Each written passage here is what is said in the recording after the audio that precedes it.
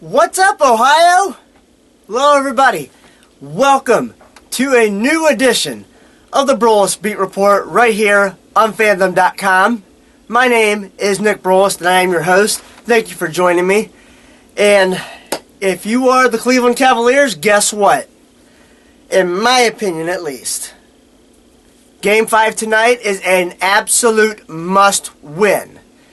Of course, Game 5 takes place tonight up at the Q in Cleveland.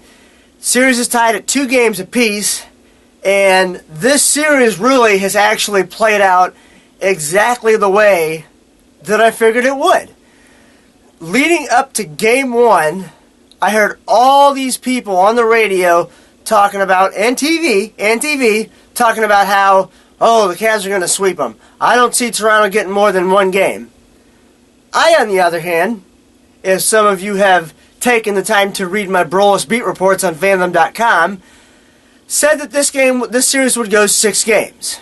Now, I didn't expect Toronto to absolutely destroy the Cavs for the most part in the 2 games up at the Air Canada Center, which Game 4, the Cavs finally showed some fight, but I didn't expect the games to be that big of a blowout. So, it is what it is. The Cavaliers now have to come out and play like there is no tomorrow, because honestly, if they lose this game tonight, the series is over in my opinion, because I don't see them going up to Toronto in Game 6 and winning the game. Now, for those of you that may still be wondering, Game 5 obviously tonight, Game 6 is up in Toronto, and if you're interested in going up to the watch party up at the Q, they'll have it for you there, obviously. If there is a Game 7, it will be back in Cleveland Sunday. So, I don't want to say that I hope it makes it to that far.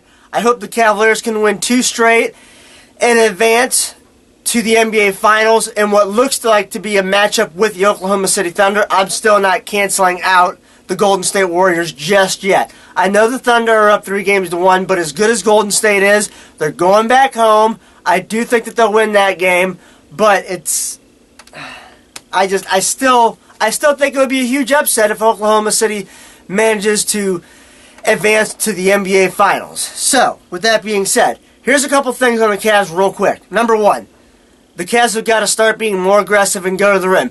I don't care if Toronto continues to pack the paint in Game 5. You have got to get to the rim and get them in foul trouble. You have to. Because, for some odd reason, the Cavs have turned Bismack Biyombo, the center for Toronto, into some superstar. He's not that good of a player. He's decent, but he's not as good as what he's been playing in this series. So, they've got to get back to attacking the rim. Period. Now, on to the Tribe. What a pitching matchup it was, or I guess you might say lack thereof on Chris Sale's part, as Josh Tomlin clearly outdueled Chris Sale, the White Sox, and the Indians are on the verge of winning the 4-game series over in Chicago. I really have been impressed with the timely hitting from all the Indians' older players, I guess, if you will. Jason Kipnis, Francisco Lindor, they've been hitting very well lately. And how about Mike Napoli, Rajai Davis, and Marlon Byrd? Their average isn't the best, and it's not the highest, but they're getting hits when they need to. It's been so crucial for the Indians all season long. Now, I wrote just the other day on my Broulis Beat Report how I'm curious to see if the Indians decide to bring up Giovanni Urshela from Columbus. Because although Uribe has been, he's been good. He's been decent to good at third base. I still need to find out if Urshela is the answer in the future for the Indians at third base. Now, I wrote here on some of my notes that I want to touch on the hitting, the pitching, and Brantley.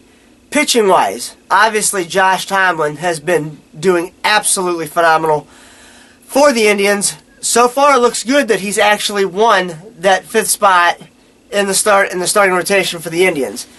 I'm a little worried about Kluber, and I only say that for one reason. He's not hitting his spots consistently. That's my big worry about him. Hitting, as I just told you, timely hitting, and the core players have done very well. I'm worried about Brantley, though. His shoulder. I don't know if maybe he landed on it wrong the other day. Not the other day, but a couple weeks ago. I'm not sure. But I am definitely concerned. Hopefully it's just something minor and the Indians rushed him back too fast, or he landed on it wrong, making a catch out in the left field during a game. All I can say is I'm happy the Indians are where they're at right now. I believe they're a game and a half out of first. So I'm happy with that. On to the Browns. OTAs continue for the Browns up until early June, and then it is mandatory vet minicamp from June the 7th until 9th, and then guess what? A month and a half without any football until July 31st when all teams open up their training camps. So, looking to see how things fold out with the Browns in terms of the wide receiver position, the quarterback position. It's going to be interesting, to say the least. Finally, some side notes for you. I found this one pretty humorous. Yesterday I was reading online that the Marlins are actually suing a couple of their season ticket holders for actually canceling their season tickets because of some of the benefits that the Marlins are actually taking away from them due to the lack of attendance down at Marlins Park.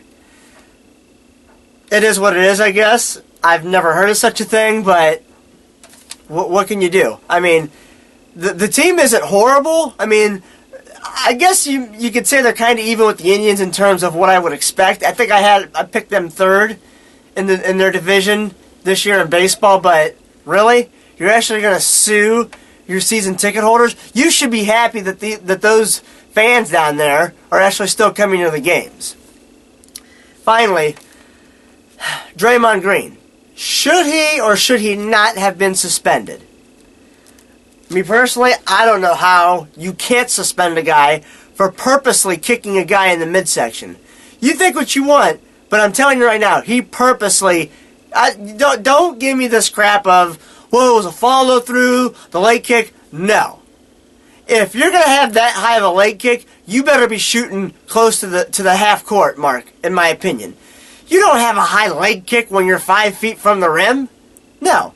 But this just goes to show you how terrible the NBA officiating is and how terrible things are from a front office standpoint with the NBA officials.